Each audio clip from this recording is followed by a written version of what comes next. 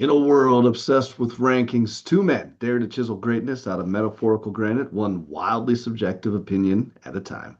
This show, every episode, we select four icons from a single topic and immortalize them in our own personal halls of fame. Subjective? Absolutely. Debatable? Always. Set in stone? Until next week, welcome to the Mount Rushmore Show, where your top four says everything about you. I'm Mike Mintz.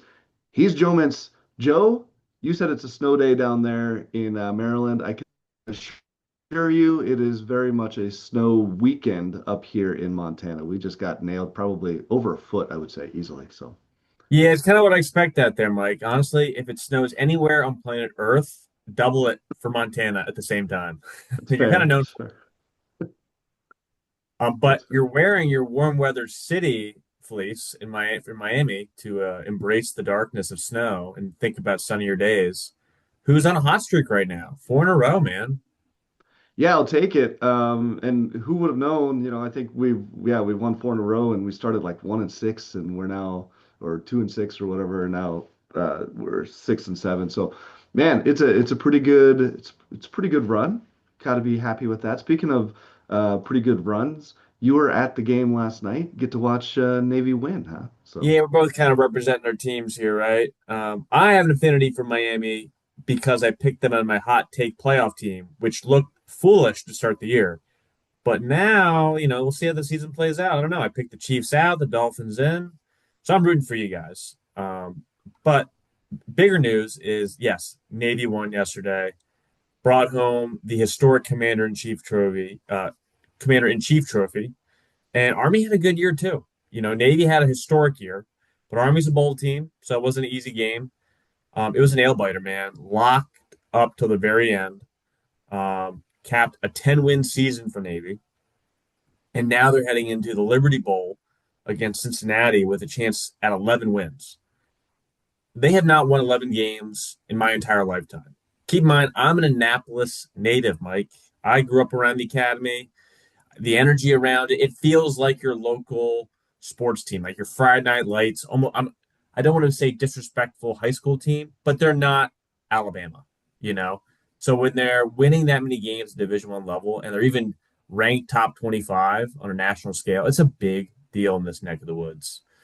Um, but this season hit very different for me. I was completely entrenched in every down, every play all year. I went to all but one home game, and I got to see him play live in Baltimore this year. You could feel it building week after week. And it all starts with their quarterback, Blake Horvath. Historically, watching Navy has kind of been one of those 3 to 4 yards in the ground all day with their not sexy but efficient triple option. Grind it out, zero passing. We're going to run to a brick wall until the wall cracks. But Horvath completely changed that identity. This offense could run, throw, stretch the field. There's been school records, both passing, receiving, and running, all while still being Navy football. He became a legitimate Heisman candidate, which hasn't we haven't seen since Roger Staubach, who famously won the award. And Nick Acasio on one of our Rushmore episodes pointed out the only Heisman Trophy winner at quarterback to be in the NFL Hall of Fame, which is a crazy stat to me. Just the fact that Navy quarterback was in the Heisman conversation in today's era tells you how special the season was. Because Staubach won it in an era where NIL, NFL dollar amounts, they weren't the same what they are today. So Navy could recruit competitively back then because people looked at going the Navy as career path. They weren't thinking of life after football. Then when you have the NFL, you look at why serve 4 years when I could just go straight to the league if I'm a 5 star. So that hurt us in recruiting. And now you have the impact of NIL, which allows people to make money while college, which none of the service academies allow. Now, Blake Horvath and their senior class all committed pre NIL, which means everyone they have moving forward is signed by in the NIL era, which very well could affect the outcome of their seasons. I don't know what to expect moving forward, so I'm going to enjoy every moment of this season, our final game, Liberty Bowl, and cap off what is historic and we may never see again for Service Academy. No, that's fun, Joe, and I'm happy that they've done so well. College football is really heating up. We're heading into the playoffs here. Montana and Montana State will, for the first time ever, play each other in the Right? I CFB. Yep, forgot. in the Big news in the semifinals. FCS world. Yeah, in the FCS, and so that's exciting.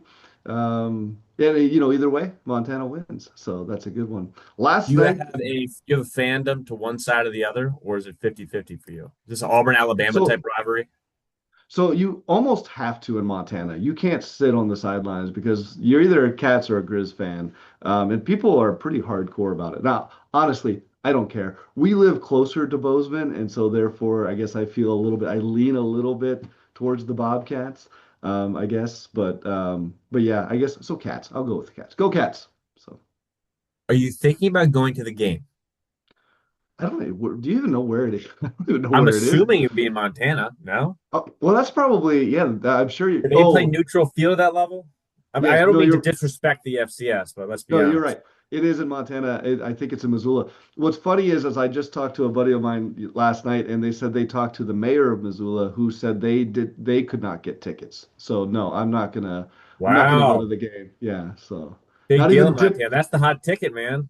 Well, not even I guess you don't diplomatic have a lot of immunity. big shows. Morgan Wallen and Taylor Swift aren't doing, Saturday nights at the Missoula Apollo, wherever that is.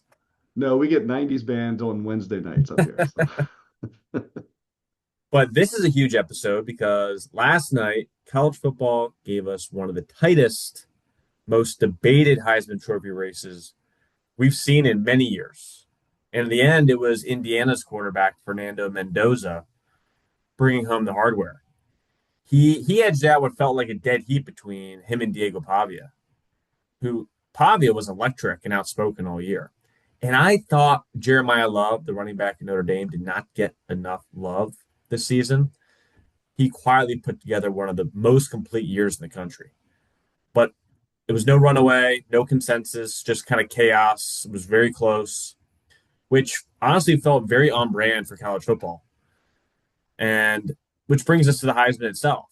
It's been around forever. It's built on tradition, which is kind of the theme of college football, which we're seeing now change, which is wild and for some of the old dogs, hard to wrap their head around. It started in 1935. It was originally intended to honor, quote unquote, the most outstanding college football player in the United States. Now, this doesn't say the best stats, the best team, the best future NFL star, just outstanding. And somewhere along the way, the Heisman became something else entirely. Everything else in college football, from rankings, playoffs, championships, it's all subjective. There's no perfect algorithm here. There's no clean formula. It's not just wins and stats and efficiency ratings. It's all narrative, it's momentum, it's timing. You have to campaign for this award.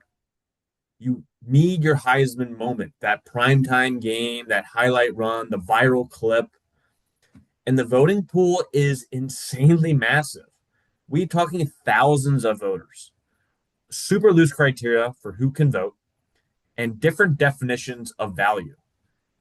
And at this point, it feels like winning the Heisman is more like winning an Oscar as opposed to an undisputed MVP. And because of that, hindsight becomes everything. We look back and say, how did that guy never win?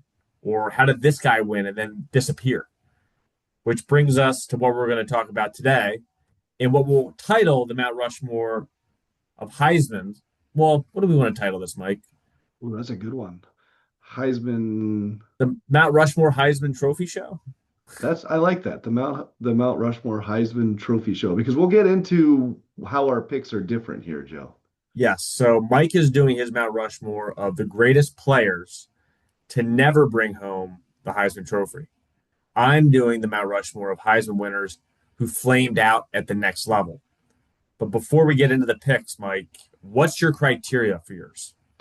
So, well, I mean, The criteria is I, I was thinking about you didn't give me a whole lot of time on this one, so I kind of had to put a rush job. But I think I put together a really good list, and I had to kind of quickly come up with some criteria. So here's what I went with. I went with they had to have a great college career. It couldn't be somebody that just like we'll throw out a name right now. Tom Brady's not going to make the list because he's not like the guy at the top in college. He was never considered, even though he has probably one of the greatest all time. So it's got to have a great college career. It's got to be on the radar there then also has to be a great pro career. It's almost like it's got to be like if you were to retroactively take a time travel trip back to the past and go, we already know who it is, and then we're going to give it to them. It's almost like a snub, but it's not completely. So there's guys on here that if you were to go back into the past, or even if you were at say these names, people are like, oh, clearly they would have won the Heisman, and we go, yeah, but they didn't. That's kind of my list.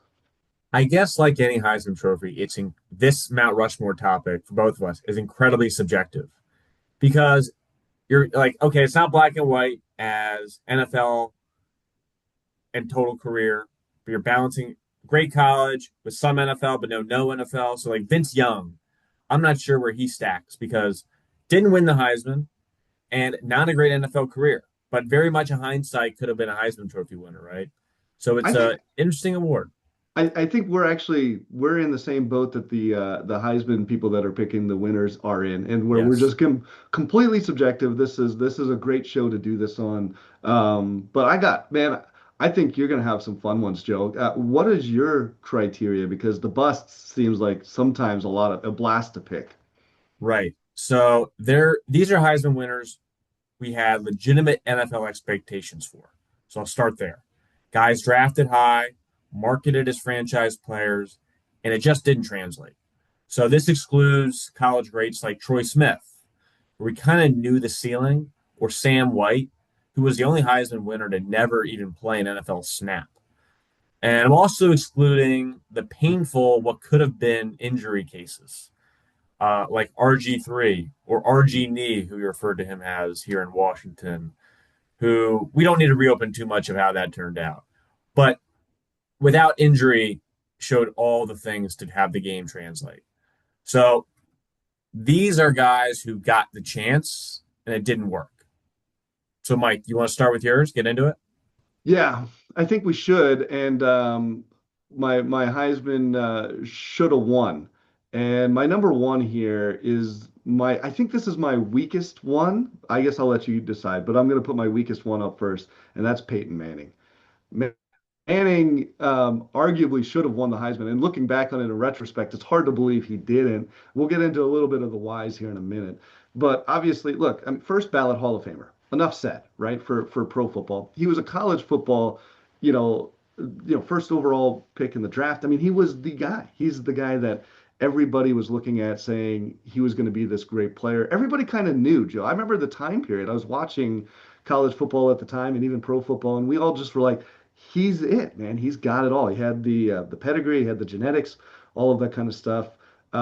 Here's the deal, though, about why I say he's my least pick or my number four pick in this particular case is the guy that ends up winning the Heisman that year really did deserve it, and that's Charles Woodson.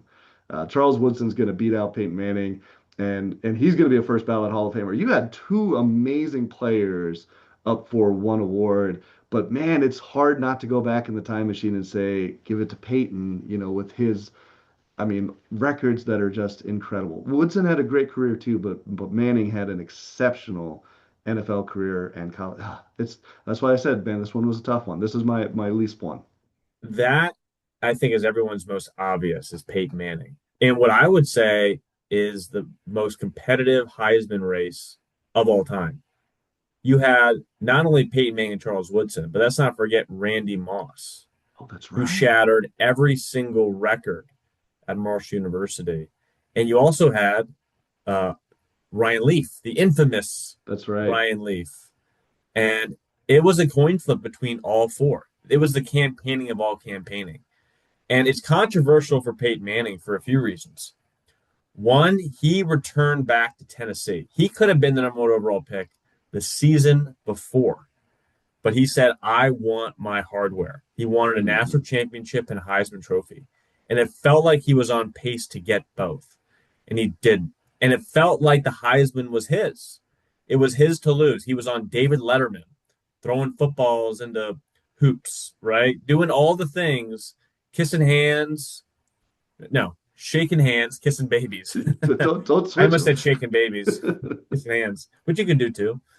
Um, and he didn't win it to what was the first ever defensive player. And we compared Travis Hunter to Charles Woodson a lot because we're like, oh, they're both two-way guys.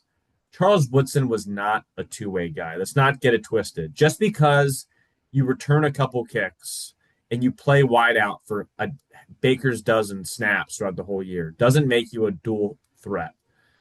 Travis Hunter was a true dual threat who was a starting wide receiver and a starting DB at the same time. That's something we'll never see. So you're basically giving this guy a Heisman based on a position that arguably has some of the hardest stats to accumulate because outside of interceptions, they're not the ones leading the most in tackles or sacks, which are the sexy stats we look for on defense.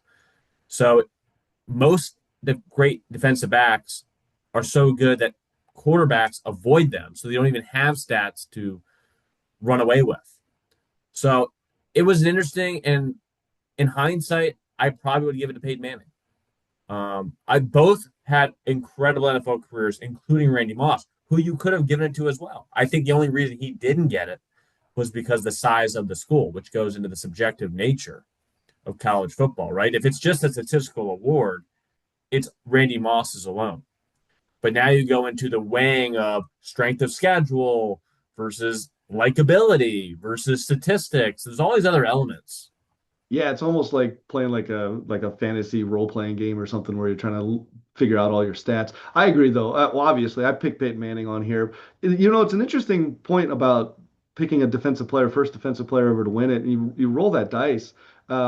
Really, it paid off though. I mean, Charles Woodson did have a stellar professional career too, but you look at Peyton and you go, man, he's one of the all-time greats. People will remember that name throughout the annals of history. Well, Joe, my first pick is carved on the mountain. I'm excited, man. You got some busts out there. Let's who are you taking down first? I am going with one of my favorite players to watch in college. And not only what he did on the field, but I love the stories that came with him off the field. And that is the infamous Johnny Football, Oh yeah. Texas A&M's Johnny Manziel. And won the first ever freshman, granted true redshirt freshman, to win the Heisman. In 2012, he redefined what the Heisman was. Over 5,100 total yards, 47 total touchdowns. He beat Alabama in Tuscaloosa as a freshman. There's your Heisman right there. And he was backyard football on steroids. He was must see TV. No one played the position like him at the college level. And the expectations were massive. Franchise changer, creativity meets confidence, right? Obviously, he had a lot of off the field issues. And he's someone that we look at now at NIL that really missed the mark. He was built for today's level of college football. I think a lot about Diego Pavia when I think of Johnny Manziel, as far as the moxie and the sort of game they have. And the NFL, along with his off the field issues, did not care about improvisation. His work habits didn't match his talent, and the structure of the league exposed him. Short flashes, no consistency, and just like that, he was gone. First round pick to 1 year in, starting a few games out of the league. Didn't get many chances. The off the field issues didn't help. I think it was his locker room presence and lack of effort that really put a stain on him across all teams of the league. And it was a shame because I think if he had NIL era and money was a concern and he didn't get caught up in the things he got caught up in, I think he's someone that could have had a much greater career. And I'm sure he goes to bed every night wondering what if as well. What a nickname. First of all, great pick, Joe. And I think a lot of people are going to look at this guy and say one of the all-time biggest Heisman bust. He's really a what could have been. That's almost that's what you have a tough job because these are sometimes some tough stories to tell. And Johnny Football, what a great nickname too. I mean, my goodness, and he Best earned it. nickname. And he earned it when he was in college. I mean, when you watched him, like you said, it's must-see TV.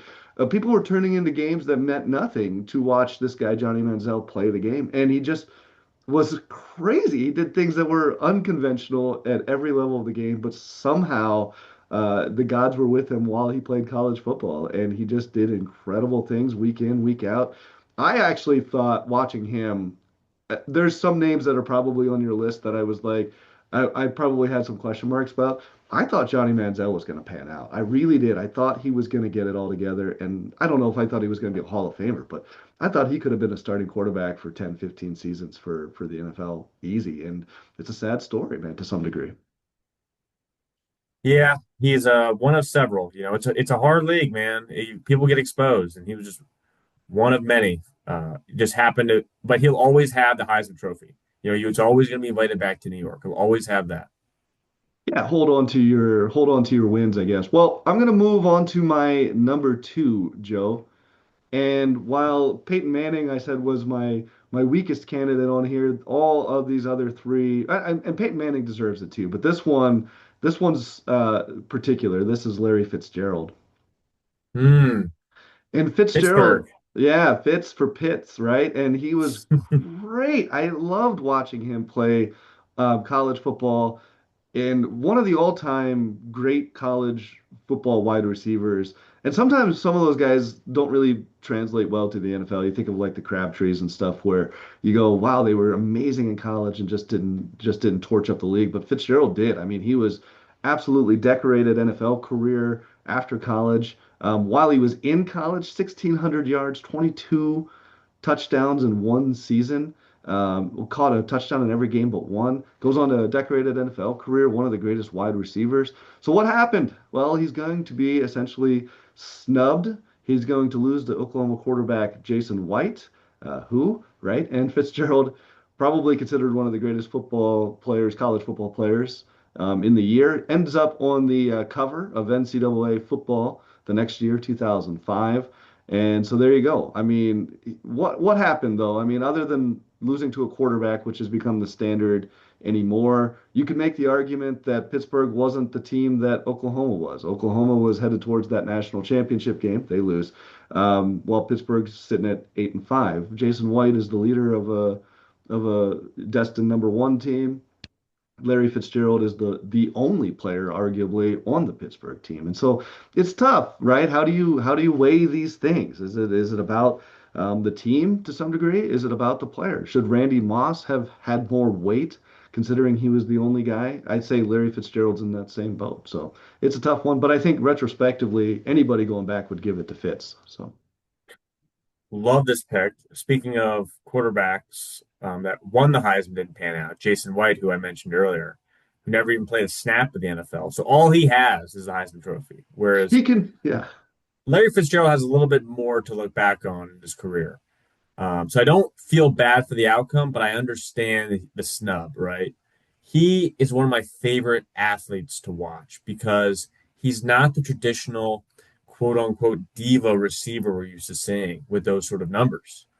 He was quiet. He had a multitude of quarterbacks on bad teams, but he found a way year after year to put up over 1,000 yards. And I won't forget that historic Super Bowl run with him and Kurt Warner. He still holds the record, having beaten Jerry Rice's single season record for most receiving touchdowns in a postseason season. Um, he was the best player on that team, hands down. And it's a shame they lost to Pittsburgh that year. That was the closest he ever got beyond the one season with Carson Palmer. But he never really had quarterbacks, and he always found a way. And even at Pittsburgh, that was kind of the theme, right? Is the guy that isn't going to be on the best team, but he's going to find a way to succeed. Not only was he a great wide receiver in the traditional sense, I think Larry Fitzgerald was the best bad ball catcher I've ever seen. I mean, you could throw it anywhere in his general direction.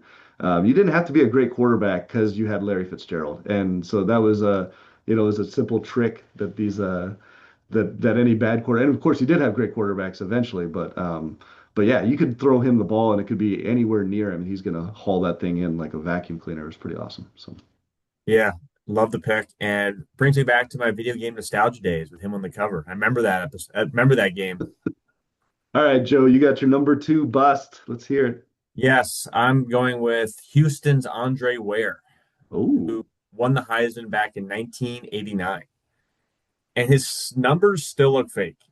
Over 4,600 passing yards, 46 touchdowns in an era where nobody was throwing like that. This isn't 2025, Mike. This is 1989 with those numbers. But context matters. He ran a run and shoot offense that padded stats before defenses caught up. And NFL teams didn't know how to project him. He was drafted high, and expectations of a system breaking quarterback were all over him. But the reality was the run and gun offense could not translate. He was before his time, honestly. I wonder now what his sort of game would have been. And timing, reads, physical limitations, it just didn't work. And he's one of the earliest examples of stats not telling the full story.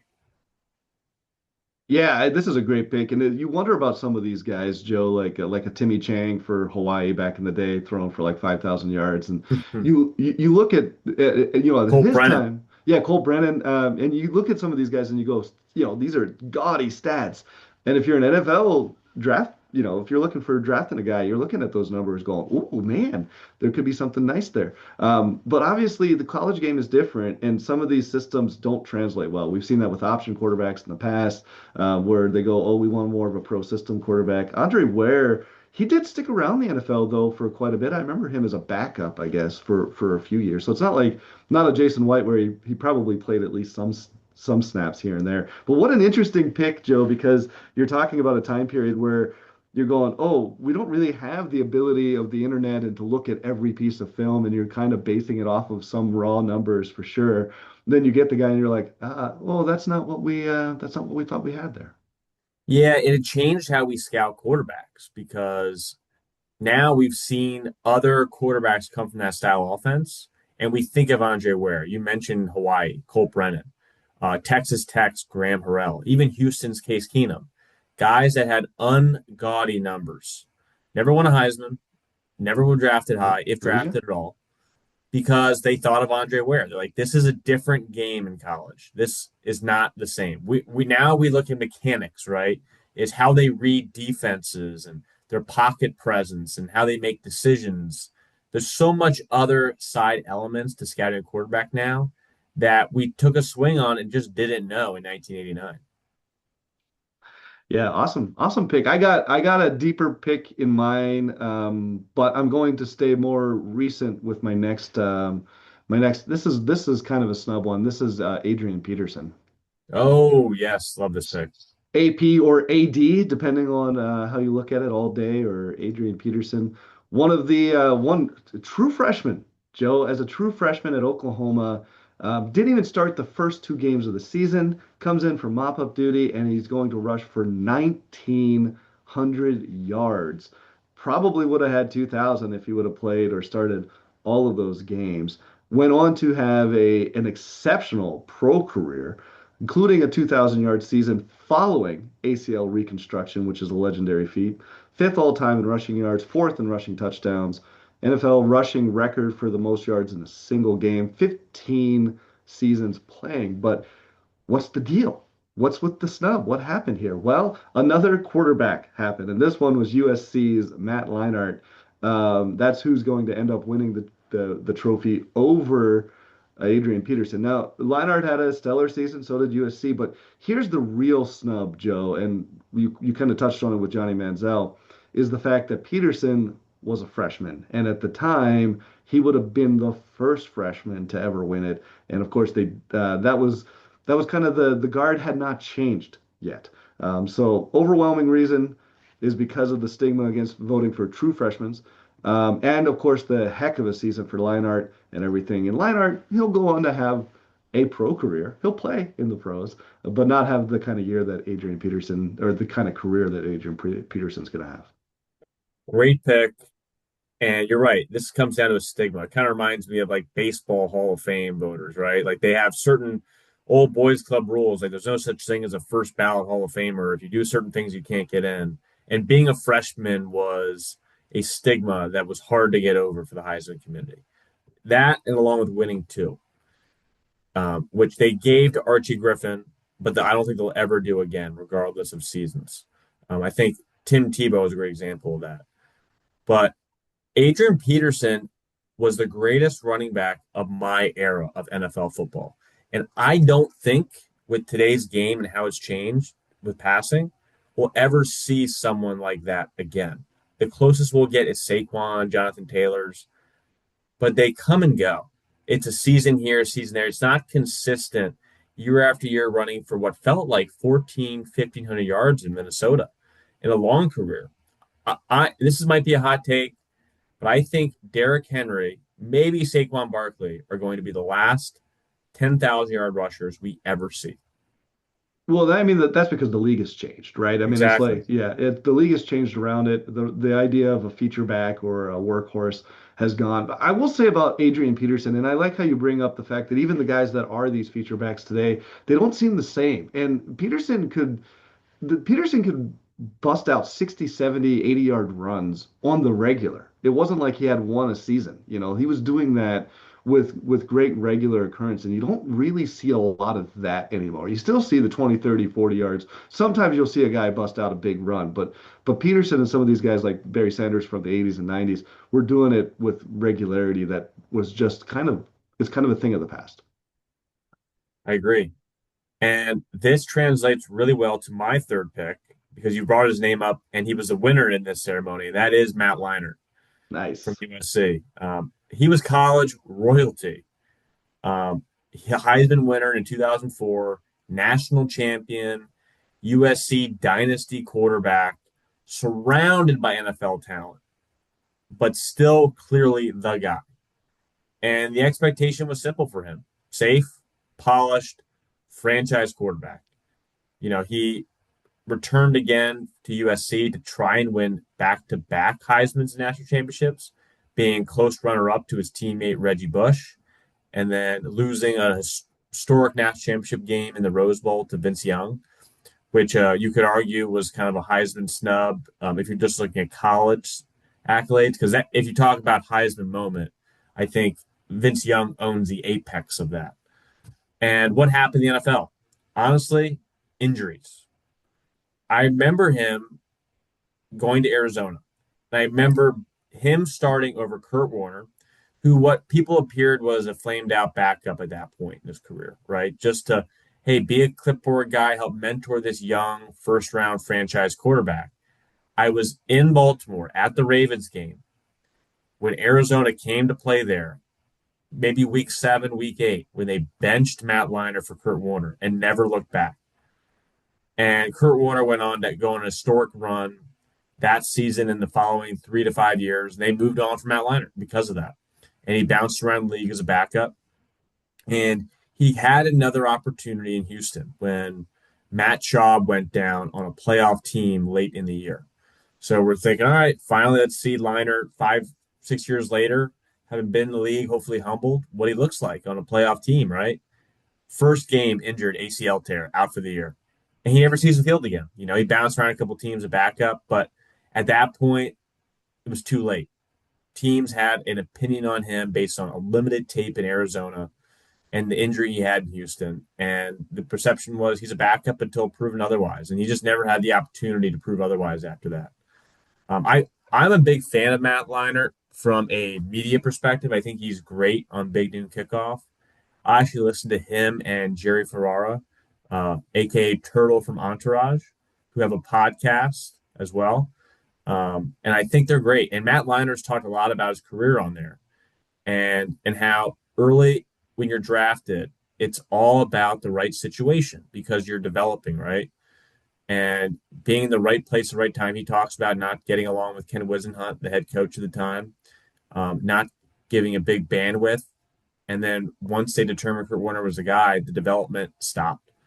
And he said it probably wasn't until he got to Houston in a year or two till he figured out how to be a quarterback in the NFL, right? And when he got his opportunity to start, he was like, here we go. And when the injury happened, it was over. So he's a guy that I think could have been successful if drafted in the right situation. Kind of reminds me of when I think of Mitch Trubisky and Pat Mahomes. I wonder what Mitch Trubisky could have been if drafted by Andy Reid and the Chiefs. Likewise, I wonder what happened to Mahomes if he was drafted by that Chicago franchise at the time. It's just sometimes situations matter, and it takes time to develop a quarterback. That how quickly they get developed depends on the coaching staff you're around and the people that invest in you. This is a great big Joe with Matt Leinart, and I think because the thing is another guy that really seemed like he was going to pan out. It seemed like he had really a real chance at being great. People, I don't know if people realize how great those USC teams were when Pete Carroll was coaching back then, and that idea of the competitiveness. They had just great players front to back. I mean, Reggie Bush, Carson Palmer was quarterback before Leinart, and he had a great college Another Heisman career Trophy winner. too. Another Heisman Trophy winner. And so then you're sitting there looking at this going, and Leinart seemed better. I remember watching Palmer play and watching Leinart come up and going, man, this guy's the next level. He's going to be amazing. And watching him in college, and he was great in college, those teams were so dominant. And Pete Carroll basically ran a pro system. So you thought, oh, this guy's going to come out and be able to sling right away in the pros. He had flashes of brilliance. He had great games as a professional starter. He just didn't have the consistency. And the reasons that you brought up are the reasons why, right? Like some of that, inconsistency in the early parts and never really getting that chance until he gets it, and then fate intertwines and you get the ACL tear, and the end of or the end of a career like that's a tough one. That's a tough break. I'm glad he's doing well. I'm glad he's doing the podcast thing. But another man, what a great pick, Joe, because that's a what could have been, right? So And that going back to the situation, I look at players on that team that didn't even start that had better careers than the starters. And I think it was because of the situation. I think of Matt Castle, who hmm was the same year as Matt Leinart. They were both backups to Carson Palmer after he won the Heisman Trophy. So they competed for that job the following year with Matt Leinart winning. Now, this is pre-transfer portal. So you had to sit out a year if you transferred. So Castle was kind of stuck. He would kill his eligibility if he then transferred. So he just had to wait it out and hope scouts saw talent in him from previous or word of mouth through teammates and a powerful team. And the Patriots took a swing on him in the seventh round. And when you're a seventh round pick, there's no pressure to start right away when you're not ready to start in most situations. He had to learn under Tom Brady and Bill Belichick. And when the ACL happened, tear happened for Brady, and he got the opportunity, he played really well. He won 10 games. They just missed the playoffs to your Miami Dolphins. I remember that year. That was a Wildcat Yeah. year. Yeah. And last time I remember 11-5 team missing the playoffs. Crazy. And he then got a contract with the Chiefs, won the division a couple of years, made a Pro Bowl, a much better pro career for the backup to Leinart. And I don't think he was better in any way than Leinart, even in the pros. I just think he was at the right place at the right time in many ways. And then take Reggie Bush and Lendale White. hmm Reggie Bush had a fine career. I wouldn't call him a bust by any means, but did not live up to what he was in college. I mean, how can you? What he did. Lendale White was a feature back in Tennessee along with Chris Johnson, who made several Pro Bowls, probably had more rushing yards total. So again, I wonder what could have been with Reggie Bush if he played on Tennessee at that time and not under Deuce McAllister in New Orleans for those first few years. So it's always a hindsight one, man. And Leinert's a great example of that. Well, I'm gonna take us back to the past. I know we've been doing that with these our snubs and busts to some degree. I've been staying in my own wheelhouse as far as the ones I was there for and saw happen in real time. But I dug into some of the history and I found probably the most egregious Heisman winner or not winner, the Heisman snub of all time. This is a guy I knew more of as an actor from movies like The Running Man and then Mars Attacks. I'm talking about great NFL running back Jim Brown. Jim Brown was, if you didn't know, and I did know that he was one of the all-time greats because I remember in the movie The Running Man, they introduced him as Fireball as the NFL's all-time leading rusher, which was true at the time. And so he was a great running back. But just some quick rundown for stats. He finished third in the country for Syracuse in 1956, 986 yards, which doesn't seem like a lot at the time, right? But he was two fewer games than the top two rushers. He also had the most rushing touchdowns with 13, playing two less games than everybody else. He caught a touchdown and threw a touchdown in 1956. In the pros, he is one of the all-time great running backs in pro football history, Pro Football Hall of Famer. He was for a long time the NFL's top the highest rushing yards for a NFL player. ESPN commission panel voted him the greatest player in college football history in 2020. So what's the deal? Why do I consider this probably the greatest snub in college football history? Brown is going to finish fifth. He's going to lose ultimately. The guy that wins it is Paul Hornung, who is a Notre Dame quarterback. And you're probably going, oh, that makes sense. Except for that team went 2-8 and Hornig wasn't even a very good player. So what happened here? Well, history matters, right? We're talking 1950s. Jim Crow era is still very alive and well. The idea of giving the Heisman Trophy to an African American, believe it or not, was considered pretty much impossible in 1956. And so while Jim Brown absolutely deserved the award and nobody could argue against it, he isn't going to get it. Hornig's is going to go down as probably the flimsiest award winner in history. He threw three touchdowns against 13 interceptions, okay?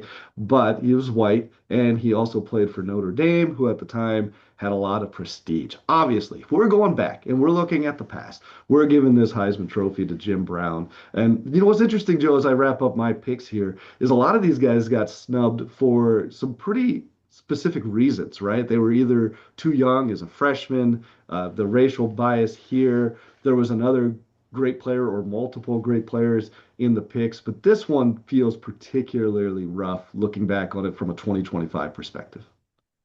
I agree. Jim Brown is a great pick. He paved the way for black athletes, along with Jackie Robinson of the world. He's right up there. And it felt like we had our redemption with the predecessor to follow him at Syracuse. I don't know if Yep. you remember Ernie Davis, Yes. Yeah, the first one legendary in Syracuse 61. Yep. quarterback. Yep. He was the first African American to win the Heisman Trophy in 1961. And he led the Orange Men to a national championship in 59 before sadly succumbing to leukemia at only 23 years old, never playing a pro game despite being the first overall NFL draft pick. He was a powerful runner, set school records, and was admired for his character. And he became a symbol of progress. He was honored with statuses and even a movie as well, if you recall, The Express. And he beat all of Jim Brown's Syracuse records with over 2,300 rushing yards, 35 touchdowns, and 3,300 all purpose yards. And he averaged 6.6 yards per carry, a long standing school record. Jim Brown had an amazing college NFL career and arguably life, life after football, Um, obviously, with Ernie Davis, he made up for some of the misses that Jim Brown didn't have at Syracuse. But unfortunately, all what could have been was caught short due to the sad illness. Well, I mean, it's like, the Bob Dylan, the times they are changing. And while the 1950s roll into the 1960s and we see Ernie Davis win it, we also look at a changing landscape in college football as we see playoffs come around and then expand. We see a lot more quarterbacks winning than probably have ever, 13 in the last 20 years or something have won it. And we see some changes with the NIL and stuff like that. So it's this ever evolving landscape, and history is one of those things. We never look back on it and say, "Oh man, we wish we could erase it." We try to just understand why we got to where we got and how that affects us moving forward. Joe, Yeah, you got one more big one, don't you? I got So, one more.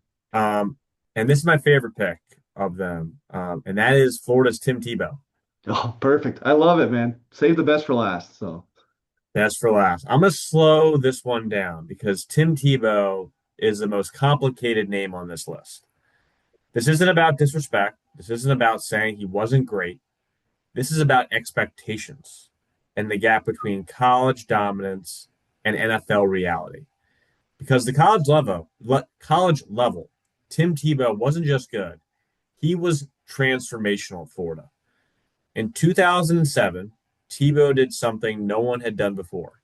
He was the first sophomore to win the Heisman. So he set the sophomore benchmark, not the freshman benchmark like Manziel did.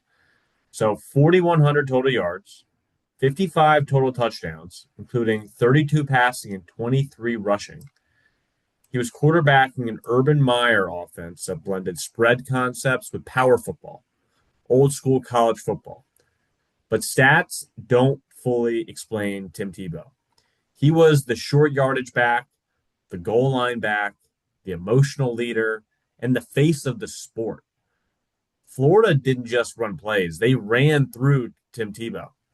And he wasn't just winning games, he was imposing his will on defenses that knew exactly what was coming and still couldn't stop it. And that's why his Heisman felt different. It wasn't just production, it was his presence. The NFL believed in him. Now, here's the key part. People love to say everyone knew Tim Tebow wouldn't work out in the NFL. That's revisionist history. He was drafted 25th overall in the first round. Teams don't do that for a novelty act. NFL evaluators believed he was an elite competitor. He was mentally tough. He could be a short yardage weapon, and maybe his throwing mechanics could be fixed. You don't draft a quarterback in round one unless you think there's a path. And early on, it looked like there might be. We remember Tebow mania. Tebow won games. That's the uncomfortable truth. He was 7-4 as a starter in Denver. He led a playoff comeback and threw an overtime touchdown to beat the Steelers. But when you zoom out of that, the cracks were pretty obvious. Mechanically, he had the long looping release. He had very inconsistent footwork. He struggled with timing routes. He couldn't throw with anticipation. And structurally, NFL defenses took away first reads. They forced him to win from the pocket. And they closed the window faster than the college level ever did. And that's where the separation started to happen. In college, Tebow's physicality covered those flaws. In the NFL, windows don't stay open. And it failed in the NFL. This wasn't about effort. It wasn't about leadership. It wasn't about toughness. It was just about fit. The NFL didn't have an offense built for Tebow. And Tebow wasn't a quarterback who could bend the NFL to his game. He wasn't athletic enough to be a full-time runner. He wasn't refined enough to be a pocket passer. And then once defenses had tape on him, the magic all faded. And that's the harsh truth on him. And why Tebow still belongs on the Mount Rushmore is, and this is where people get emotional talking about Tim Tebow, because Tebow wasn't a bust in the traditional sense. But this Mount Rushmore isn't about busts. It's about Heisman winners who carried massive expectations into the NFL and didn't meet them. Tebow is one of the most decorated college quarterbacks ever, one of the most famous athletes of his generation, a first-round pick given real opportunity. And despite all of that, he couldn't carve out a long-term NFL career at the position he won the Heisman playing. And that disconnect matters. He's a college football legend who changed how quarterback could be used. He changed how leadership was looked at the position. He helped usher in modern spread concepts we hadn't seen. But his NFL career is a reminder of the central theme of this episode. The Heisman doesn't predict the future. It captures a moment. And Tebow's moment might be one of the greatest the award has ever seen, even if it never translated beyond just those Saturdays. And honestly, if you put him on the Philadelphia Eagles today instead of Jalen Hurts, I wonder what could have been. The Tush guy push that Tebow might all day, baby.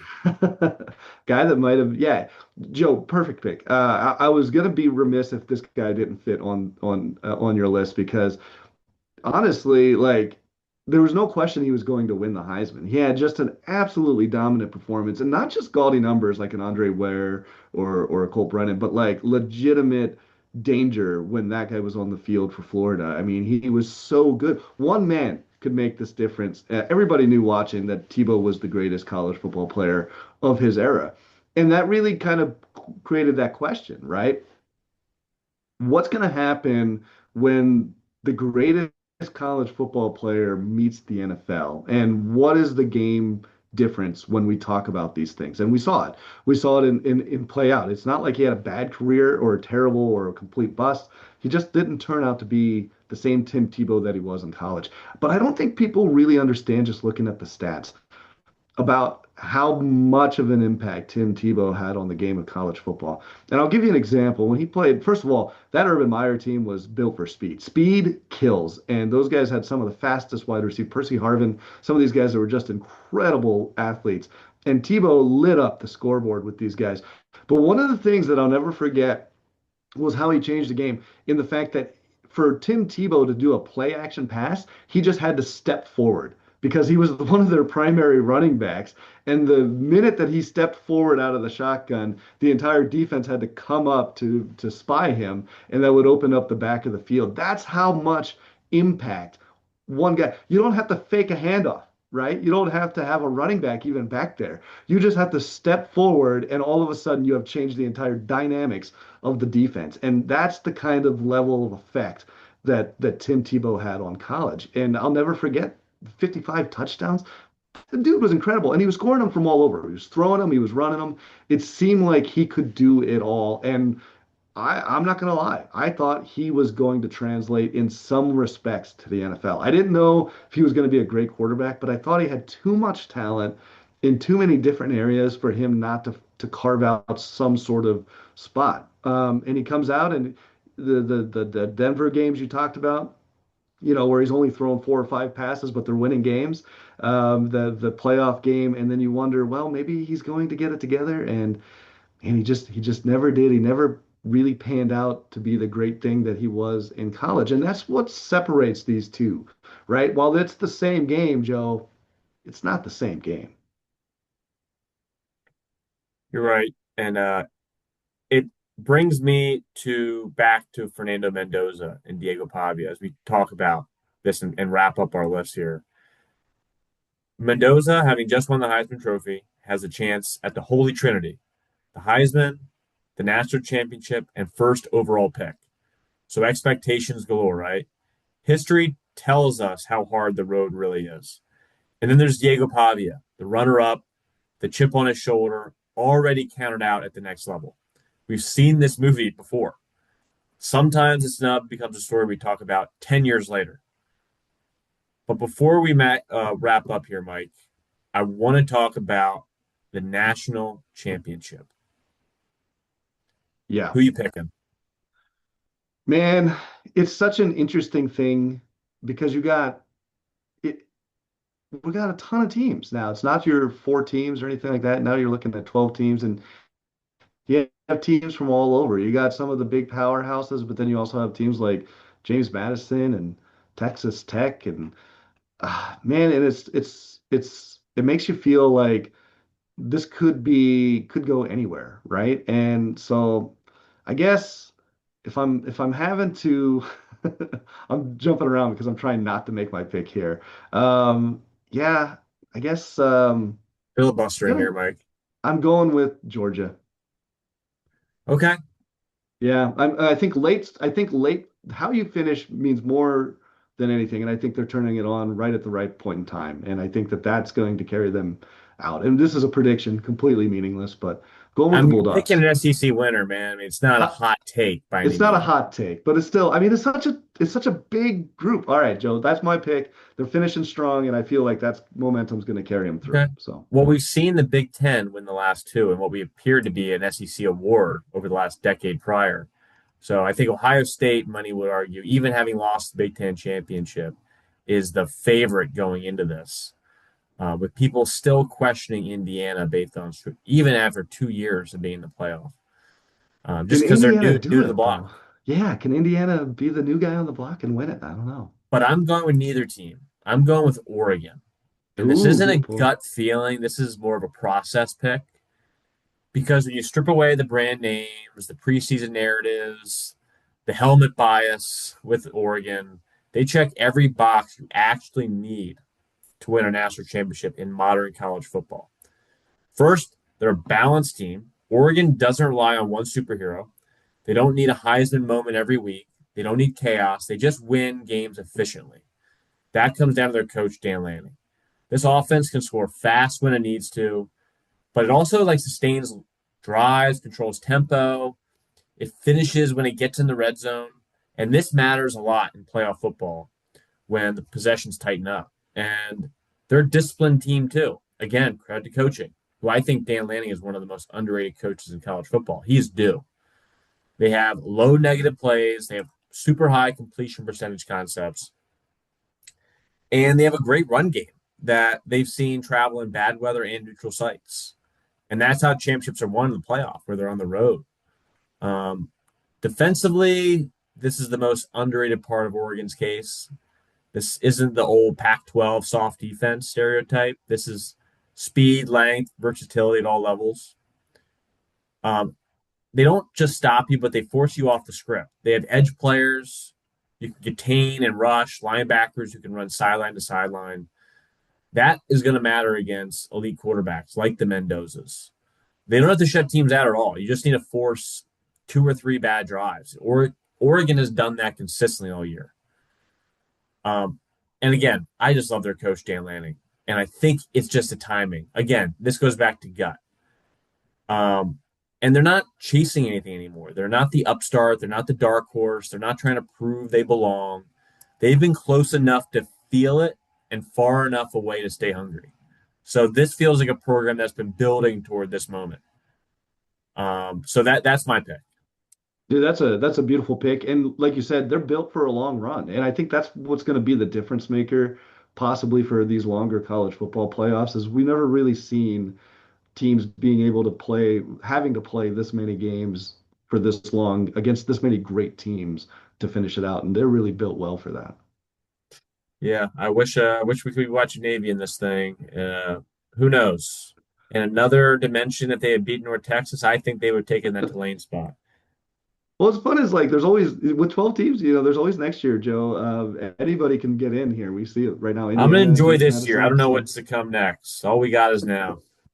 all we got is now. Well, you've heard it, man. We put up our best, Heisman busts, the guys that should have been but never were, didn't do it. We also put up our best snubs, the guys that should have won it but somehow didn't. And if you had a time machine, you'd go back and hand it to them. But that's the way the world works. And what's going to happen to the newest Heisman Trophy winner? Who's going to win college football? Of course, we can only make our predictions right now. But the real question is what would you carve onto your mountain? Until the next episode, I'm Mike Mintz. He's Joe Mintz, and this is the Mount Rushmore Show.